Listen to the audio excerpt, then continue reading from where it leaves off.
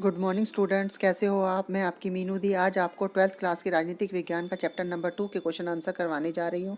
उम्मीद करती हूँ कि आप मेरा ये वीडियो अंत तक देखेंगे और मेरे चैनल को लाइक और सब्सक्राइब भी ज़रूर करेंगे। मेरी चैप्टर 2 की वीडियो है राजनीतिक विज्ञान की। इसका फर्स्ट क्वेश्चन शॉर्ट क्वेश्चन है, सोवियत संघ कब अस्तित्व में आया। तो सोवियत संघ 1917 की साम्यवादी क्रांति के बाद अस्तित्व में आया। फिर हमारा सेकंड क्वेश्चन है, सोवियत संघ का पतन कब हुआ था। सोवियत संघ का पतन 1991 में हुआ था। थर्ड क्वेश्चन है, सोवियत संघ कितने राज्यों को मिलकर बना था। 15 राज्यों को। कितने राज्यों को मिलकर बना था। 15 राज्यों को। और सन 1985 में सोवियत संघ में सुधारों की शुरुआत किसने की थी। तो सोवियत संघ में सुधारों की शुरुआत की थी मिखाइल गोर्बाचोव ने। अगला क्वेश्चन है मेरा, किन राज्यों ने सोवियत संघ की समाप्ति की घोषणा की थी। कौन से ऐसे राज्य थे। तो पहला राज्य था रूस, फिर बेलारूस और फिर यूक्रेन। फिर अगला क्वेश्चन है हमारा, सोवियत संघ का उत्तराधिकारी किसे स्वीकार किया गया था। तो सोवियत संघ का उत्तराधिकारी कौन था। रूस। कौन था। रूस। सोवियत संघ पर कम्युनिस्ट पार्टी ने कितने वर्षों तक राज किया था। तो सोवियत संघ पर कम्युनिस्ट पार्टी ने 72 वर्षों तक राज्य किया था। कितने वर्षों तक। 72 वर्षों तक। अगला क्वेश्चन है मेरा, रूस के कौन से दो गणराज्यों ने अलगाववादी आंदोलन चले थे। तो वो दो राज्य थे जिसमें अलगाववादी आंदोलन चले थे, एक चेचनिया और दूसरा दागिस्तान। क्यों, कौन सा था। चेचनिया और दागिस्तान। अब हमारा नेक्स्ट क्वेश्चन है कि अगला क्वेश्चन है मेरा, मध्य एशिया में किस देश में 10 वर्षों तक गृह युद्ध चला।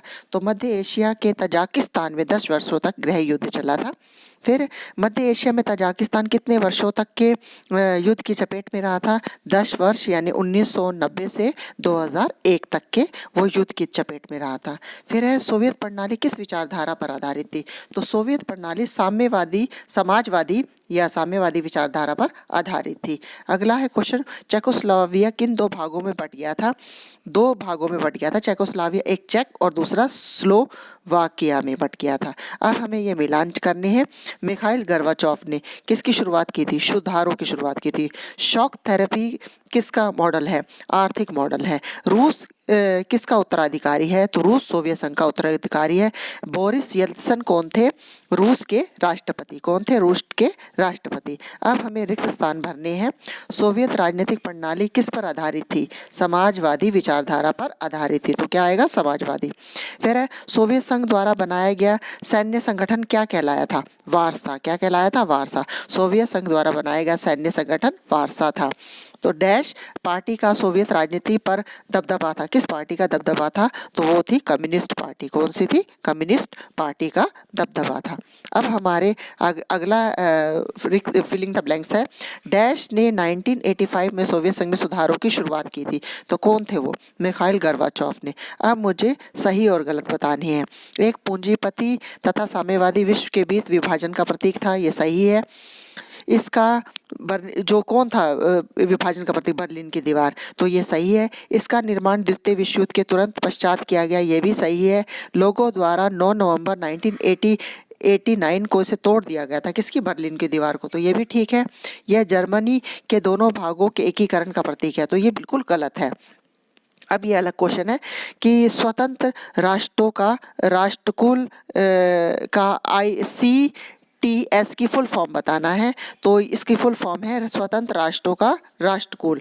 तो इसको कहेंगे commonly wealth of independent state. तो इसका फुल फॉर्म है। अब है क्वेश्चन है, सोवियत प्रणाली की विशेषताएं बताओ। तो सोवियत प्रणाली की विशेषताएं निम्नलिखित है। यह प्रणाली किस पर आधारित है। समाजवादी, जिसे साम्यवादी विचारधारा भी कहते हैं। सोवियत प्रणाली पूंजीवाद का विरोध करती थी। ये एक नियोजित अर्थव्यवस्था थी इसमें, क्योंकि सभी कुछ सरकार के अंडर में चलता था। यहाँ के लोगों के जीवन स्तर, न्यूनतम जीवन स्तर की सुविधाएं थी। बेरोजगारी बिल्कुल भी नहीं थी।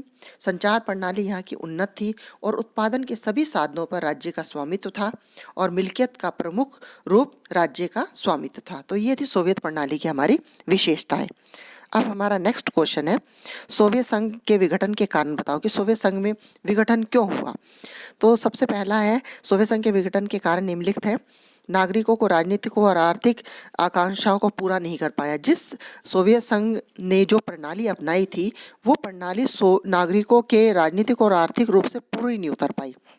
फिर है सोवियत प्रणाली पर नौकरशाही का बहुत ज़्यादा दबदबा था, और ये है कम्युनिस्ट पार्टी का बहुत ज़्यादा अंकुश था, क्योंकि जो वो कम्युनिस्ट पार्टी का स्वामित्व था, अधिकार था, सत्ता पर वो थी, तो इसलिए उस पार्टी का बहुत ज़्यादा अंकुश था।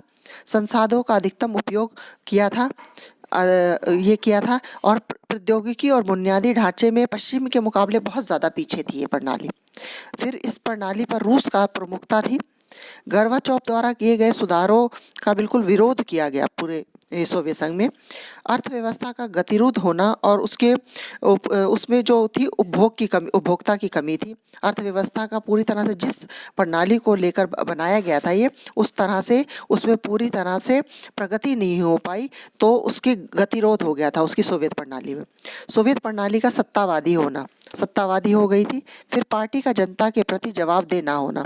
पार्टी जो भी करती थी अपनी मनमानी करती थी, वो जनता के प्रति बिल्कुल भी नहीं सुनती थी। तो ये था सोवियत संघ के विघटन के परिणाम बताने हैं। तो सोवियत संघ के विघटन के निम्नलिखित परिणाम है हमारे। शीत युद्ध का संघर्ष समाप्त हो गया था। एक ध्रुवीय अर्थव्यवस्था का जन्म हो गया था, अर्थात जैसे ही सोवियत संघ का विघटन हुआ, अमेरिकी वर्चस्व उभर कर आया, हथियारों की होड़ खत्म हो गई, सोवियत संघ का अंत हो गया और नए 15 देशों का निर्माण हो गया।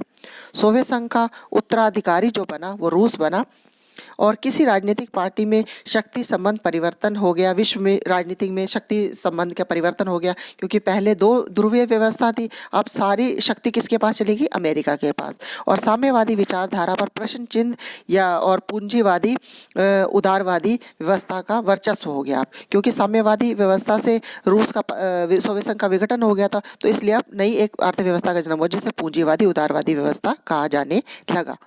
हमारा क्वेश्चन है सेकंड चैप्टर का, शॉक थेरेपी का अर्थ बताना। शॉक थेरेपी का शाब्दिक अर्थ है आघात पहुंचाकर उपचार करना।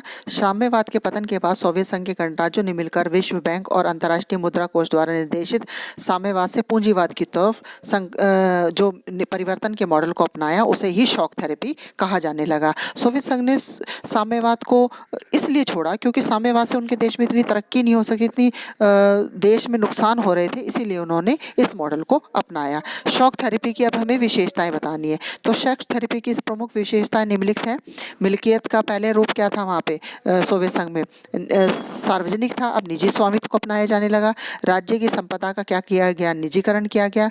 सामूहिक फर्म की जगह निजी फर्म लाए गए और मुक्त व्यापार व्यवस्था को अपनाया गया।